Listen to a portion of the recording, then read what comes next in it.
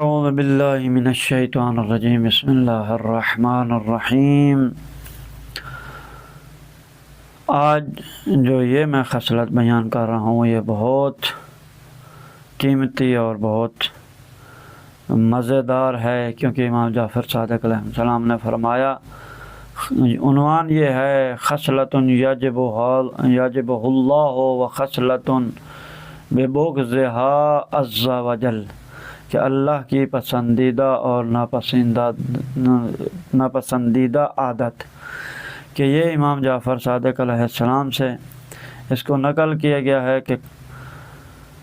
عن ابی عبداللہ قال ان القصد امر يحب اللہ عز وجل و ان الصراف امر يبغضه اللہ عز وجل حتى ترحق النواة فإنها تصلح لشيء وحتى سبك فضل شرابك، کہ امام علیہ السلام نے فرمایا کہ میان روی اور حسب حیثیت و ضرورت صرف کرنے کو خداوند عالم پسند کرتا ہے اور اسراف و فضول خرچی کو دوست نہیں رکھتا۔ دیکھیں، اگر انسان ایک زندگی کا حصہ گزارنا ہے تو اس میں یہی ہے کہ انسان دیکھ بھال کر کے اپنے اخراجات کو صرف کرے